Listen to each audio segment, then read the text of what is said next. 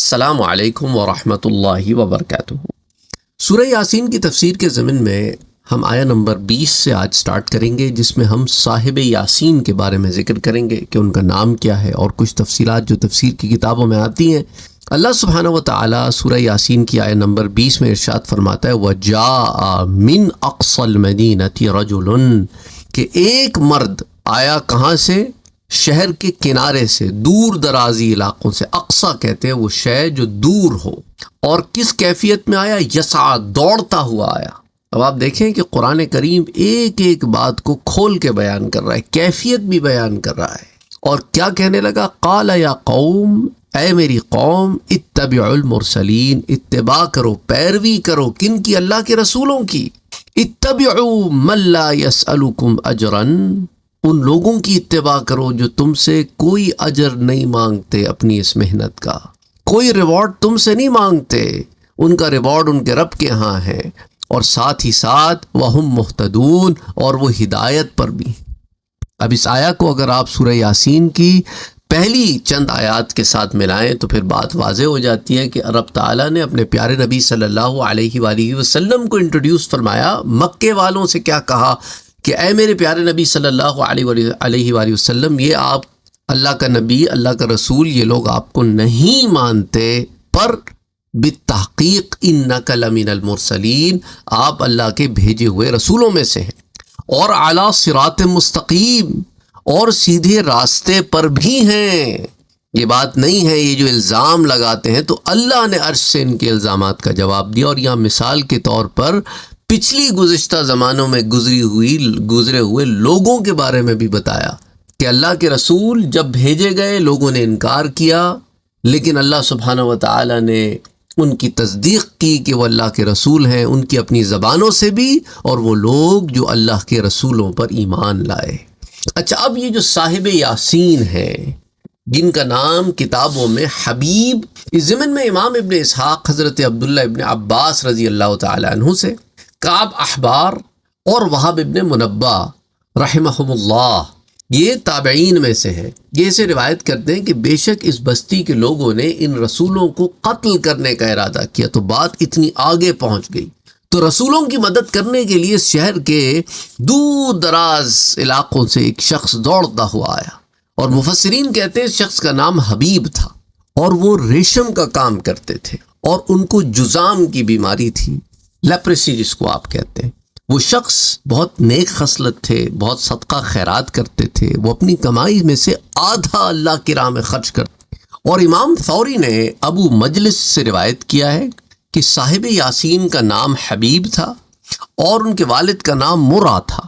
اور اکرمہ نے حضرت عبداللہ ابن عباس سے روایت کیا ہے کہ صاحب یاسین کا نام حبیب نجار تھا۔ ان کو ان کی قوم نے قتل کر دیا، اور السدی کہتے ہیں کہ وہ پیشے کے دھوبی تھے، اور عمر ابن الحکم کہتے ہیں کہ وہ پیشے سے موچی تھے، اور قتادہ کہتے ہیں کہ وہ ایک غار میں اللہ کی عبادت کرتے تھے،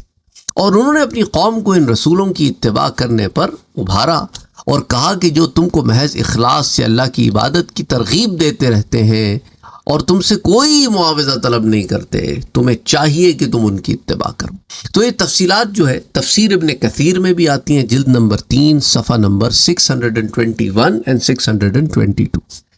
اچھا، اسی طرح علامہ سید محمود آلوسی رحمۃ اللہ علیہ جو متوفی ہیں 1270 ہجری کے،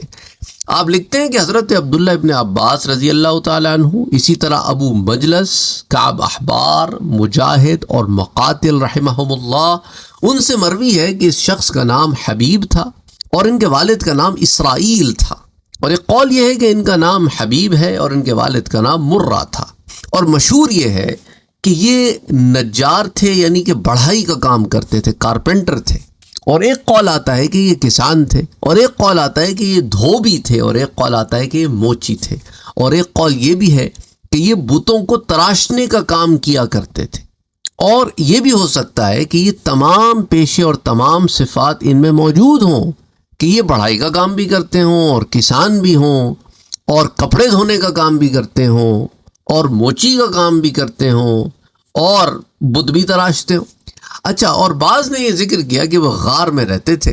اور مومن تھے، اور ہاں اللہ کی عبادت کیا کرتے تھے، جب انہوں نے یہ سنا کہ اس قوم نے اللہ کے رسولوں کی تکذیب کر رہی ہے تو یہ اپنی قوم کو نصیحت کرنے کی وجہ سے وہاں دوڑتے ہوئے، اور ایک قول ہے کہ انہوں نے سنا کہ ان کی قوم اللہ کے رسولوں کو قتل کرنے کا عزم کر چکی ہے، تو یہ ان رسولوں کو بچانے کے لیے دوڑتے ہوئے آئے، اور ان کا شہر کے کناروں میں رہنا، شہر سے دور رہنا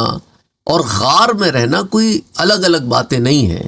کیونکہ ایک شخص شہر سے دور رہ رہا ہے۔ اب مکے والوں میں بھی آپ دیکھیں نا کہ مکے والوں سے جو الگ تھلگ رہتے تھے وہ غاروں میں چلے جاتے تھے، یا کچھ عرصے کے لیے غاروں میں چلے جاتے تھے، اور ہم نے یہ بھی دیکھا کہ وہی آنے سے قبل حضور اکرم صلی اللہ علیہ وآلہ وسلم بھی غار میں تشریف فرما، وہ ایک سکون کا وقت ہوتا ہے۔ اچھا، عرب لوگوں نے، اب آپ سوال کریں گے کہ اس کے اوپر کوئی کوشچن کیوں نہیں اٹھایا کہ حضور صلی اللہ علیہ وسلم 6 ماہ تک غار میں الگ تھلگ رہتے تھے؟ کیونکہ عربوں میں یہ رواج رائج تھا۔ حضور صلی اللہ علیہ وآلہ وسلم کے دادا حضرت عبد المطلب وہ بھی پہاڑوں میں چلے جایا کرتے تھے، اور اس طرح کچھ عرصہ پہاڑوں میں گزارتے تھے تنہائی میں، تو وہ کوئی ایسی بات نہیں تھی کہ عرب اس کے اوپر فوراً متنبع ہو۔ تو اس لیے اس شخص کے بارے میں بھی، حبیب کے بارے میں بھی، رحمۃ اللہ علیہ کے بارے میں بھی، ان کے بارے میں بھی یہ بات کہ وہ پہاڑوں میں چلے گئے اور غار میں رہتے تھے، وہاں اللہ کی عبادت کرتے تھے، اور یہ ہو سکتا ہے کہ پھر وہ مختلف پیشے کرتے ہوں، جب کھیتی باڑی کا زمانہ ہو تو کسانی کا کام کرتے ہوں، ورنہ عام طور پہ لوگوں کے کپڑے بھی دھوتے ہوں، ان کے جوتے وغیرہ چپل وہ بھی ٹھیک کر دیتے ہوں،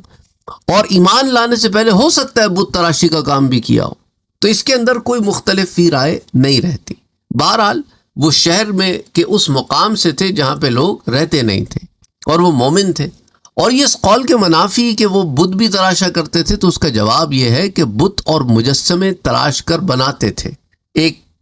کچھ مفسرین نے یہ بھی اس کا جواب دیا ہے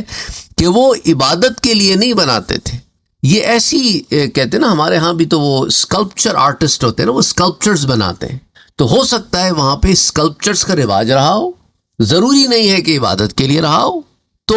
اور ہو سکتا ہے کہ ان کے ہاں شریعت میں اس چیز کا جائز اور مباح ہونا بھی ہو۔ اور ان کے مومن ہونے کا قول جو ہے وہ ابن ابی لیلہ نے نقل کیا، اور وہ یہ کہتے ہیں کہ البحر المحیط کی جلد نمبر 9 صفحہ 55 پر آتا ہے کہ تمام امتوں میں سے 3 لوگ ایسے ہیں جو سب سے پہلے ایمان لائے، اور انہوں نے ایک لہجے کے لیے بھی کفر نہیں کیا، اور ان میں صاحب یاسین بھی ہے، اور آل فرعون کا وہ مومن بھی ہے۔ اور علامہ زمخشری نے ابن ابی لیلہ کے اس قول کی تائید میں حضور صلی اللہ علیہ وسلم کی حدیث بھی پیش کی۔ اچھا، اس روایت میں وہ حضرت علی کرم اللہ وجہہ کا بھی نام لیتے ہیں 3 لوگوں میں، کہ مولا علی کرم اللہ وجہہ بھی ہیں، اور صاحب یاسین بھی، اور آل فرعون بھی ہیں، کہ سب سے پہلے ایمان لائے۔ اچھا، یاد رکھیں کہ حضرت علی کرم اللہ وجہہ بچوں کی کیٹیگری میں سب سے پہلے ایمان لائے، ایک لہجے کے لیے بھی آپ نے کبھی کفر نہیں کیا، کبھی کسی بت کی سامنے نہیں گئے۔ اچھا، علامہ زمخشری نے اس حدیث کو الکشاف کی جلد نمبر 4 صفحہ 12 پر ذکر کیا، اور یہ حدیث المعجم الکبیر میں آتی ہے، حدیث 11152،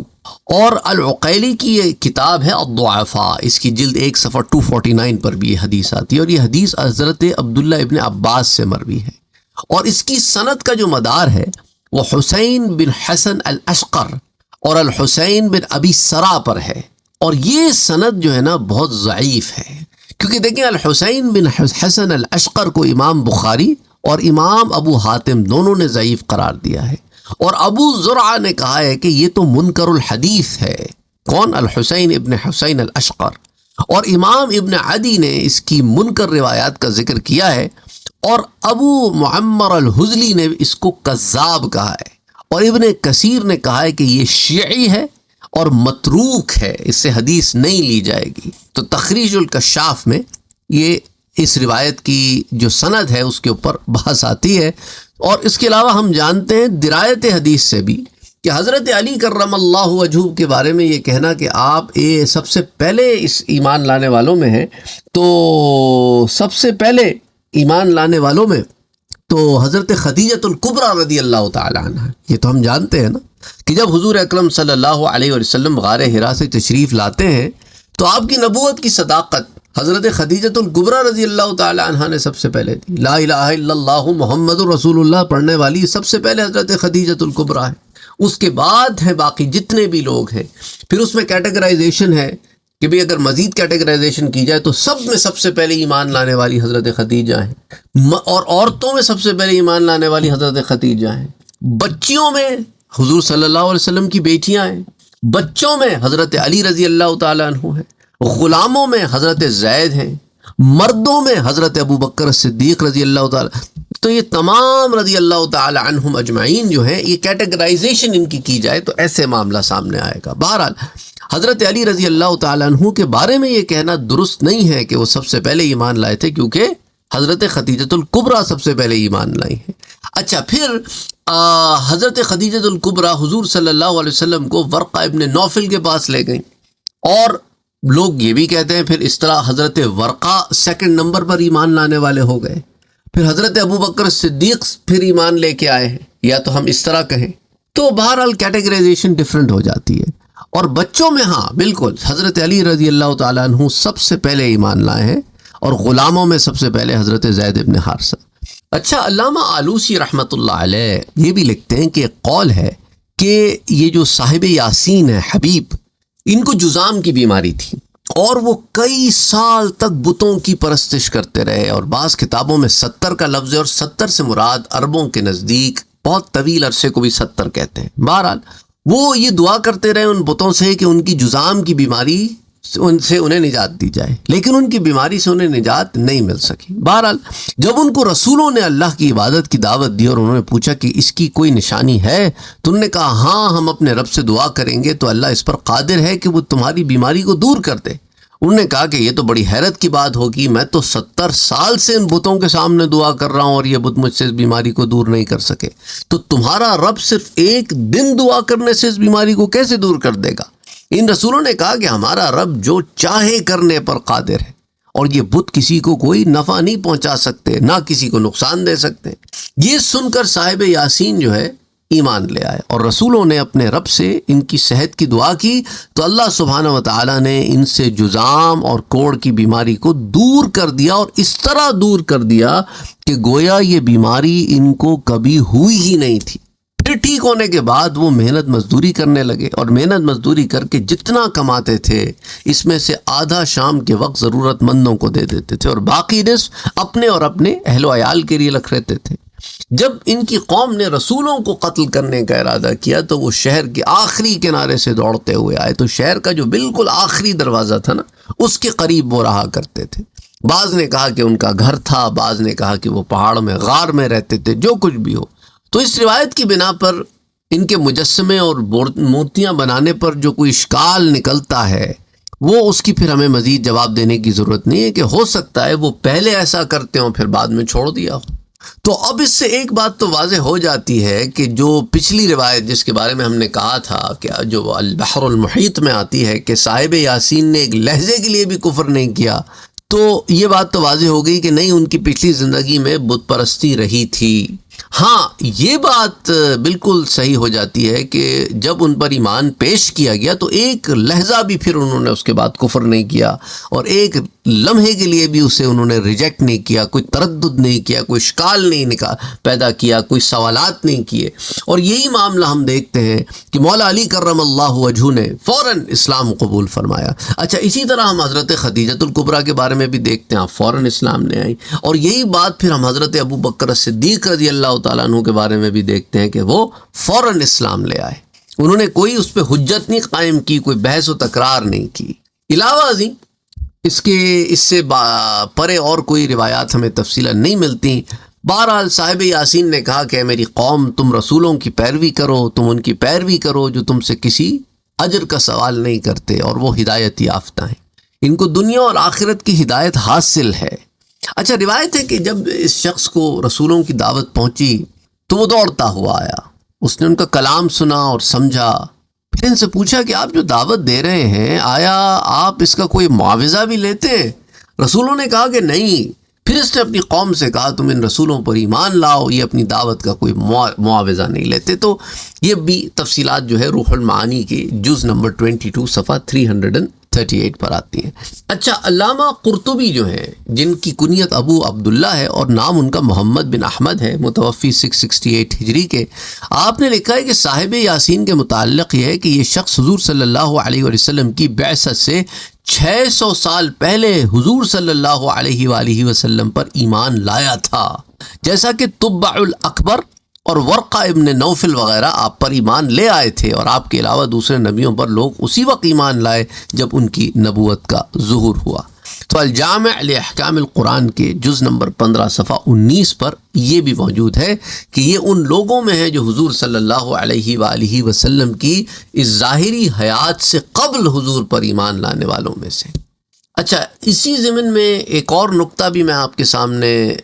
شیئر کرتا چلوں کہ جو اولیاء اللہ کے مزارات کی زیارات کے لیے لوگ دور دور سے آتے ہیں،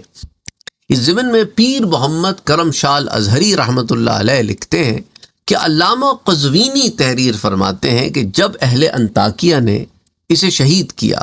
تو اللہ نے انہیں ہلاک کر دیا۔ یعنی انطاکیہ کے بازار میں ایک مسجد ہے، اس مسجد کو مسجد حبیب کہا جاتا ہے، اور اس کے صحن میں ان کا مزار ہے، لوگ ان کی زیارت کے لیے جایا کرتے ہیں۔ تو یہ آثار البلاد و اخبار العباد للقزوینی، تو علامہ قزوینی کی کتاب ہے آثار البلاد و اخبار العباد للقزوینی، اس کے پیج 151 پر علامہ قزوینی کی یہ تحریر آتی ہے۔ اور اسے پھر پیر محمد کرم شاہ الازہری نے اپنی تفسیر القرآن جو ہے نا، ان کی ضیاء القرآن کے نام سے، اس کی جلد نمبر 4 صفحہ 176 پر اسے نقل کیا ہے۔ اچھی طرح علامہ یاقوت حموی، علامہ یاقوت بن عبداللہ حموی جو متوفی ہیں 626 ہجری کے، اب سے کوئی 800 سال قبل، وہ لکھتے ہیں معجم البلدان کی جلد 1 صفحہ 269 میں کہ انطاکیہ میں حبیب نجار کی قبر ہے، دور و نزدیک سے لوگ ان کی زیارت کے لیے آتے ہیں۔ تو کیا معلوم ہوا کہ اولیاء اللہ کے مزارات کی زیارات کے لیے لوگوں کا دور دور سے آنا یہ قدیم زمانے کا دستور ہے۔ اچھا، اب آ جائیں، یہ دیوبند میں آپ جانتے ہیں مفتی محمد شفیع متوفی ہیں 1396 ہجرہ، تو ان کی جو معارف القرآن ہے نا، اس کے جلد 7 صفحہ 372 پر آپ یہ لکھتے ہیں کہ یاقوت حموی، جن کے بارے میں میں نے بھی آپ کو بتایا ہے، انہوں نے بھی یہ لکھا ہے کہ حبیب نجار کی قبر انطاکیہ میں معروف ہے اور دور دور سے لوگ اس کی زیارت کے لیے آتے ہیں۔ تو ان حوالوں سے کیا معلوم ہوتا ہے کہ صالحین اور اولیاء اللہ کی قبروں کی زیارت کے لیے دور دور سے جانا زمانہ قدیم سے معمول چلا آ رہا ہے، اور یہ اس زمانے کی کوئی ایجاد کردہ طرح نہیں ہے، بلکہ اس کی روش ہمیشہ سے مسلمانوں میں یہ رواج چلا آ رہا ہے، اور لوگوں نے کبھی بھی اس کے اوپر، کسی دور کے علماء نے اس کے اوپر کوئی تنقید نہیں کی۔ تنقید کہاں کی گئی ہے کہ وہاں جا کے کرتے کیا ہو، اس پر پھر تنقید کی جاتی ہے کہ دیکھو تم نے انہیں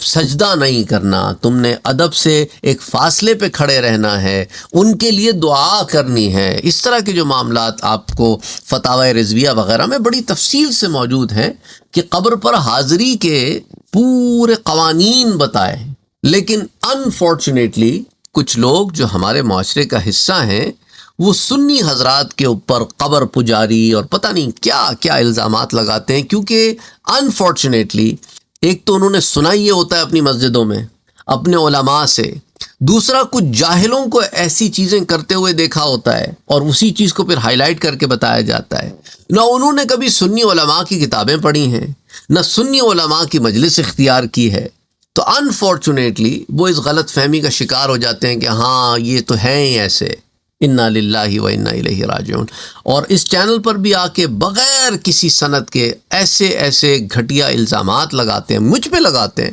او تم تو قبر پجاری ہو، تم تو یہ ہو۔ یعنی آپ ایک مسلمان کو یہ کہہ رہے ہیں کہ وہ کافر ہے، وہ مشرک ہے، اور یہ حدیث تو بڑی واضح ہے کہ ایک مسلمان کے اوپر تم اگر کفر کا فتویٰ لگاؤ اور وہ مسلمان ہو تو فتویٰ پلٹ کے اس پر آ جاتا ہے جو یہ بات کر رہا ہے۔ تو میں تو ان لوگوں سے یہی کہتا ہوں کہ بنا تحقیق کے تم مجھ پر یا جس کسی پر بھی یہ بات کرتے ہو تو فتویٰ پلٹ کے تم پہ آ گیا، اور جب فتویٰ پلٹ کے تم پہ آیا تو تم مسلمان رہے یا نہیں رہے، پھر تم پہ تو تجدید نکاح بھی آ گیا، تم پہ تو اپنی شہادت، پہلے تو تم شہادت دو نا، دوبارہ گواہی دو مسلمان ہونے کی، پھر تجدید نکاح بھی کرو، پھر وہ سارے معاملات درست کرو اپنے، کہ پتہ نہیں کتنے عرصہ تم ایسی نمازیں پڑھتے رہے ہو، تم پہ تو تجدید ایمان آ گیا تھا نا، اس کے بعد بھی تم یہ کام کرتے رہے ہو۔ بہرحال اللہ ہدایت دے، اب ہم کیا کہہ سکتے ہیں۔ اچھا، علامہ سید ابو العلا مودودی جو تفہیم القرآن جنہوں نے لکھی ہے، اس کی جلد 4 صفحہ 615 پر یہ لکھتے ہیں کہ حضر موت میں ایک مقام ہے جہاں لوگوں نے حضرت ہود علیہ السلام کا مزار بنا رکھا ہے، اور وہ قبر حضرت ہود کے نام سے ہی مشہور ہے۔ ہر سال 15 شعبان کو وہاں عرس ہوتا ہے، اور عرب کے مختلف حصوں سے ہزاروں آدمی وہاں جمع ہوتے ہیں۔ تو اب یہ تمام شواہدات کے باوجود انفارچونیٹلی لوگ کیا کہتے ہیں کہ بھئی انبیاء علیہم السلام اور اولیاء کرام کا عرس منانا یہ تو بریلویوں کی بدعت ہے۔ حالانکہ آپ دیکھیں کہ تمام مذاہب، سارے کے سارے مذاہب اربعہ میں سنیوں کے ہاں یہ چیز ہمیشہ سے چلی آ رہی ہے، اور اس کے اوپر تنقید نہیں ملے گی۔ اچھا، اسی طرح آیہ نمبر 22 میں آتا ہے وَمَا لِيَ لَأَعْبُدُ الَّذِي فَطَرَنِي وَإِلَيْهِ تُرْجَعُونَ، اور ان سے کہا کہ بھائی مجھے کیا ہوا ہے کہ میں اس کی عبادت نہ کروں جس نے مجھے پیدا کیا ہے، اور اسی کی طرف تم بھی لوٹائے جاؤ گے۔ أَأَتَّخِذُ مِن دُونِهِ آلِهَةً، کہ میں اس کو چھوڑ کر ان کو معبود قرار دوں، ان بتوں کو۔ إِن يُرِدْنِ الرَّحْمَنُ بِضُرٍّ لَا تُغْنِ عَنِّي شَفَاعَتُهُمْ شَيْئًا وَلَا يُنْقِذُونَ، کہ اگر رحمان مجھے کوئی نقصان پہنچانا چاہے تو ان کی شفاعت میرے کسی کام نہیں آئے گی، اور وہ مجھے نجات بھی نہیں دے سکیں گے یہ تمہارے بت۔ انی اذا لفی ضلال مبین، بے شک اس وقت میں کھلی ہوئی گمراہی میں ہوں گا کہ میں اللہ سبحانہ و تعالی کی ذات پر ایمان لانے کے بعد پھر میں ان بتوں کے پیچھے جاؤں، ایسا تو ہو ہی نہیں سکتا۔ انی آمنت بربکم فاسمعون، بے شک میں تمہارے رب پر ایمان لے آیا، سو تم میری بات سنو۔ تو اب یہاں سے ایک بالکل ڈیفرنٹ سٹیٹمنٹ آتی ہے۔ اگلی سٹیٹمنٹ کیا آتی ہے؟ قیلت خل الجنہ، اس سے کہا گیا تم جنت میں داخل ہو جاؤ۔ اب آپ کہیں گے کہ ابھی تو وہ اپنی قوم سے بات کر رہا تھا، ابھی جنت میں کیسے داخل ہو گیا؟ اب اس کے اندر جوائن یہ آئے گا کہ اس کی قوم نے اس کی اس بات کو سننے کے بعد اسے شہید کر دیا۔ جب اس کی قوم نے اسے شہید کر دیا تو یہ عالم برزخ میں اپنے رب کے حضور آیا، تو رب نے کہا کہ تو جنت میں داخل ہو جا، تیرے لیے جنت ہے۔ تو قال یا لیت قومی یعلمون، تو اس نے کہا کاش میری قوم جان لیتی، بما غفر لی ربی، کہ میرے رب نے مجھے بخش دیا، وجعلنی من المکرمین، اور اس نے مجھے عزت دار لوگوں میں سے بنایا، کہ صحیح عزت یہی ہے کہ رب کے ہاں سرخرو ہو جاؤ۔ تو اس ضمن میں حضرت قتادہ رحمۃ اللہ علیہ فرماتے ہیں کہ حبیب نجار کی قوم نے اس سے پوچھا کیا تم ان رسولوں کے دین پر ہو؟ اس نے جواب میں کہا کہ مجھے کیا ہوا کہ میں اس کی عبادت نہ کروں جس نے مجھے پیدا کیا؟ بظاہر یوں کہنا چاہیے کہ تم کو کیا ہوا ہے کہ تم اس کی عبادت نہیں کرتے جس نے تم کو پیدا کیا ہے، کیونکہ حبیب نجار خود تو رسولوں کی تلقین سے اللہ پر ایمان لا چکے تھے، اور ان کی قوم بت پرستی کر رہی تھی اور رسولوں کی مخالفت کر رہی تھی۔ لیکن اور اس کے بعد حبیب نجار نے اپنی قوم سے یہ پوچھا کہ تم اللہ کے ساتھ شریک کیوں کرتے ہو ان کو جو کچھ نہیں کر سکتے؟ اور اگر میں اللہ سبحانہ و تعالیٰ کو چھوڑ کر، جو کہ رحمان ہے، جو نہایت مہربان ہے، جو سب کچھ کرتا ہے، سب کچھ دیتا ہے، تمہیں بھی سسٹیننس دے رہا ہے، مجھے بھی سسٹیننس دے رہا ہے، اسے چھوڑ کر ان معبود کی جو جھوٹے ہیں ان کی اتباع کروں تو یہ تو کچھ نہیں کر سکتے، کسی کام نہیں آ سکتے، بے شک میں تو کھلی گمراہی میں ہوں گا اگر میں ایسا کروں گا۔ اچھا، ایک اور نقطہ میں آپ کو بتاؤں کہ علماء نے تفسیر میں یہ لکھا ہے کہ اللہ کی عبادت کرنے والوں کی 3 قسمیں ہوتی ہیں۔ ایک وہ جو اللہ کی عبادت صرف اس لیے کرتے ہیں کہ اللہ نے ان کو پیدا کیا ہے، وہ ان کا مالک ہے اور وہ اس کے مملوک ہے، اور مملوک پر واجب ہے کہ وہ مالک کی اطاعت کرے، خواہ مالک انعام دے یا نہ دے۔ دوسری قسم یہ ہے کہ وہ اس لیے اطاعت کریں کہ اس نے ان کو نعمتیں دی ہیں اور آگے بھی دے گا۔ اور تیسری قسم وہ ہے جو سزا اور عذاب کے ڈر سے اللہ کی اطاعت کرتے ہیں۔ اور حبیب نجار کی سٹیٹمنٹ سے یہ بات سمجھ میں آتی ہے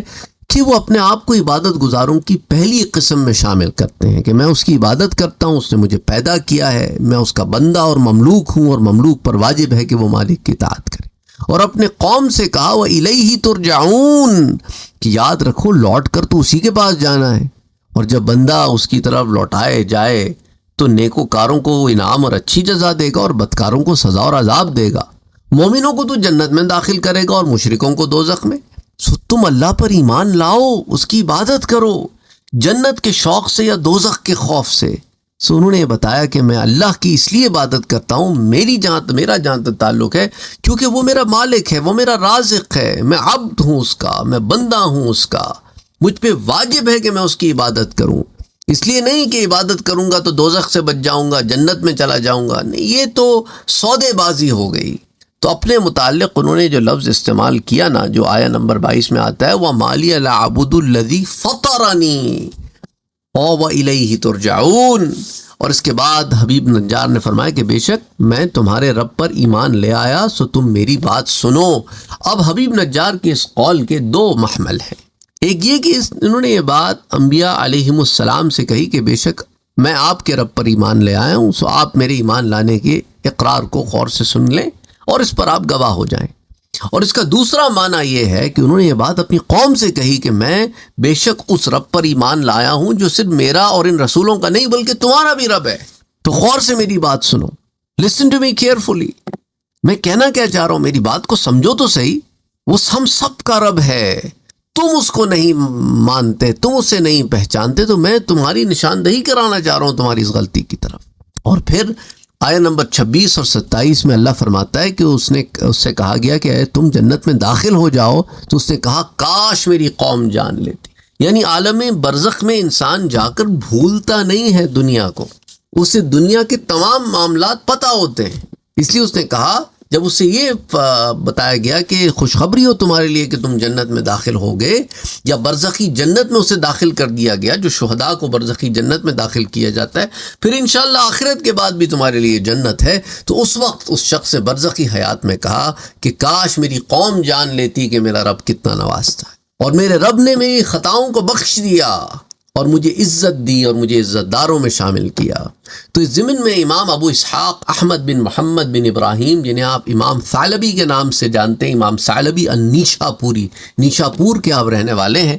اب سے کوئی 1000 سال قبل آپ کی وفات ہوئی ہے 427 ہجری میں۔ تو آپ اس ضمن میں لکھتے ہیں کہ جب اس نے اپنی قوم سے کہا نا کہ میں تمہارے رب پر ایمان لے آیا، تو اس وقت اس کی قوم جو ہے وہ غصے سے پاگل ہو گئی اور اس پر ٹوٹ پڑی اور اس کو اتنا مارنا شروع کیا۔ حضرت عبداللہ ابن مسعود فرماتے ہیں کہ اس کی قوم نے اس کو اس قدر مارا کہ اس کی انتڑیاں باہر نکل آئیں، آنتیں باہر نکل آئیں، اور سدی کہتے ہیں کہ وہ اس کو سنگسار کر رہے تھے، اور وہ اس حال میں بھی ان کے لیے دعا کر رہے تھے کہ اے اللہ اہدی قومی، میری قوم کو ہدایت دے دے۔ تب اللہ نے اس کے لیے جنت کو واجب کر دیا اور فرمایا کہ ان سے کہا جائے کہ تم جنت میں داخل ہو جاؤ۔ پھر وہ جنت میں داخل کر دیے گئے، اور انہوں نے اپنی عزت اور کرامت دیکھی تو بے ساختہ کہا کہ کاش میری قوم جان لیتی کہ میرے رب نے مجھے بخش دیا ہے اور مجھے عزت دار لوگوں میں سے بنایا۔ اور یاد رکھیں حضرت آسیہ رضی اللہ تعالی عنہا، جو فرعون کی بیوی، تو ان کو بھی اللہ سبحانہ و تعالیٰ نے ان کا جنت میں گھر دکھا دیا تھا، اس لیے وہ عذاب دیتے فرعون کے کارندے تو آگے سے مسکراتی تھیں کہ ان کو تو ان کے رب نے ان کا جنت میں گھر دکھا دیا تھا، جو ان کی دعا تھی کہ اے اللہ جنت میں میرا گھر بنا دے۔ اچھا، ایک قول یہ ہے کہ ان لوگوں نے حبیب کو قتل کر کے رس نامی ایک کنواں تھا اس میں ڈال دیا، اس لیے ان لوگوں کو اصحاب الرس بھی کہا جاتا ہے۔ ایک روایت میں ہے کہ انہوں نے 3 رسولوں کو بھی قتل کر دیا تھا، اور ایک قول یہ ہے کہ انہوں نے گڑھا کھودا اور اس کو گڑھے میں ڈال دی اور اس کے اوپر گڑھے کا ملبہ ڈال دیا، حتیٰ کہ وہ ملبے تلے دب کے شہید ہو گئے۔ اور ایک قول یہ ہے کہ انہوں نے ان کو آری سے چیر ڈالا اور ان کی روح ان کے جسم سے نکلتے ہی جنت میں داخل کر دی گئی، اور انہوں نے جنت میں داخل ہونے کے بعد کہا کہ کاش میری قوم جان لیتی کہ میرے رب نے مجھے بخش دیا اور مجھے عزت دار لوگوں میں سے بنا دیا۔ اور انہوں نے یہ جو تمنا کی تھی اس کی ایک وجہ یہ ہے کہ اس کی قوم کو معلوم ہو جائے کہ اللہ نے ان پر کتنا انعام اور اکرام کیا ہے، اور دوسری وجہ یہ ہے کہ انہوں نے یہ تمنا اس لیے کی کہ ان کی قوم بھی اس طرح ایمان لے آئے تو اللہ سبحانہ و تعالیٰ انہیں بھی انعام و اکرام سے نواز دے۔ اس ضمن میں حضرت عبداللہ ابن عباس رضی اللہ تعالیٰ عنہ فرماتے ہیں کہ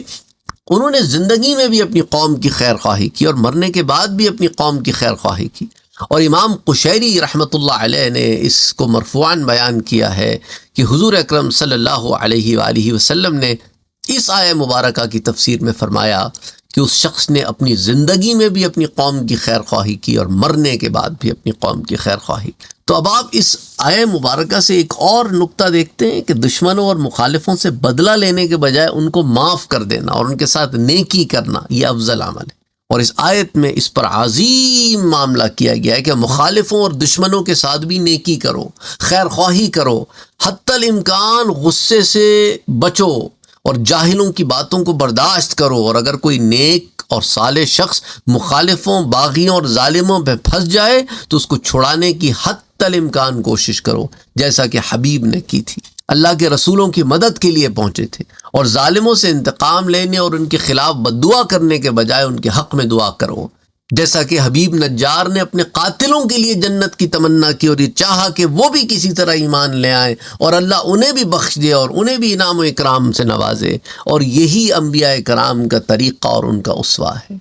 امام غزالی رحمۃ اللہ علیہ جو متوفی ہیں 505 ہجری کے، آپ لکھتے ہیں کہ اگر کسی مسکین کے دین کو ضرر پہنچایا جائے اور اللہ کی راہ میں اس پر سختی کی جائے تو اس کو اپنے دشمنوں کے خلاف بد دعا نہیں کرنی چاہیے، اور یوں نہیں کہنا چاہیے کہ اے اللہ اس کو ہلاک کر دے، بلکہ یوں کہنا چاہیے اے اللہ اس کی اصلاح فرما دے، اے اللہ اس کی توبہ قبول کر، اے اللہ اس پہ رحم فرما، جس طرح حضور اکرم صلی اللہ علیہ وآلہ وسلم نے یہ دعا کی تھی کہ اللہ میری قوم کو بخش دے، اے اللہ میری قوم کو ہدایت دے کیونکہ یہ مجھے نہیں جانتے، اہدی قوما فانہم لا یعلمون۔ اور یہ اس وقت کی بات ہے جب انہوں نے جنگ احد کے دن حضور صلی اللہ علیہ وآلہ وسلم کے سامنے کا نچلا دانت شہید کر دیا تھا اور آپ کے چہرہ مبارک کو زخمی کر دیا تھا، اور آپ کے چچا حضرت حمزہ رضی اللہ تعالیٰ عنہ کو شہید کیا تھا۔ تو حضرت سہل بن سعد الساعدی یہ روایت کرتے ہیں کہ حضور اکرم صلی اللہ علیہ وآلہ وسلم نے یہ دعا کی کہ اے اللہ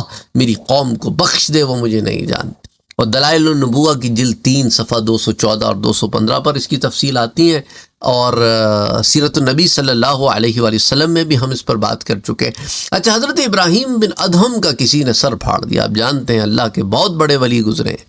تو انہوں نے اس کی مغفرت کی دعا کی، اور ان سے پوچھا گیا کہ آپ اس کی مغفرت کی کیوں دعا کر رہے ہیں؟ انہوں نے کہا کہ مجھے علم ہے کہ مجھے اس کے لیے دعا کرنے سے اجر ملے گا اور اس کی وجہ سے مجھے آخرت میں اچھی جزا ملے گی، تو میرا رب جب اتنا نوازنے والا ہے تو میں اس پر راضی کیوں ہو جاؤں کہ میری وجہ سے اس کو سزا ملے۔ احیاء علوم الدین کی جلد نمبر 3 صفحہ 258 پر یہ تفصیلات آتی ہیں۔ حضرت عبداللہ ابن مسعود بیان کرتے ہیں، صحیح بخاری کی روایت ہے، صحیح مسلم کی روایت ہے، متفق علیہ روایت ہے۔ بخاری شریف میں تو یہ روایت 2 دفعہ آتی ہے، حدیث 6929 اور 3477، اور مسلم شریف میں آتی ہے حدیث 1792، سنن ابن ماجہ، سنن الدارمی، مسند امام احمد، کئی کتب حدیث میں آتی ہے۔ حضرت عبداللہ ابن مسعود بیان کرتے ہیں کہ حضور اکرم صلی اللہ علیہ وآلہ وسلم نے ایک نبی کا واقعہ بیان فرمایا کہ قوم نے اپنے نبی کو زد و کوب کیا اور ان کا چہرہ خون سے رنگین کر دیا، اور اپنے چہرے سے خون صاف کر رہے تھے اور یہ دعا کر رہے تھے اے اللہ میری قوم کو بخش دے کیونکہ وہ مجھے نہیں جانتے۔ اور قرآن کریم میں سورہ المائدہ میں آتا ہے کہ جن لوگوں نے تمہیں مسجد حرام میں جانے سے روکا تھا ان کی دشمنی تم کو حد سے تجاوز کرنے پر نہ ابھارے، نیکی اور خدا خوفی میں ایک دوسرے کی مدد کرتے رہو اور گناہ اور حد سے تجاوز کرنے میں ایک دوسرے کی مدد نہ کرو۔ سورہ المائدہ کی یہ آیا ہے۔ پھر سورہ المائدہ میں یہ آتا ہے کہ کسی قوم کی دشمنی تمہیں اس کے خلاف بے انصافی پر نہ ابھارے، انصاف کیا کرو، وہ خدا خوفی کے زیادہ قریب ہے۔ پھر سورہ شورا میں فرماتا ہے اور جو شخص صبر کرے اور معاف کر دے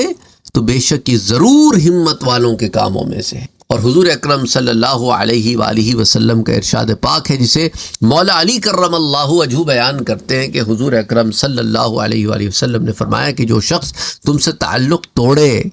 اس سے تعلق جوڑو، اور جو تم سے برا سلوک کرے اس سے اچھا سلوک کرو، اور حق بات کہو خواہ وہ تمہارے خلاف ہو۔ الجامع الصغیر میں آتی ہے حدیث 5004، جمع الجوامع میں آتی ہے حدیث 13498، کنز العمال میں آتی ہے حدیث 6929،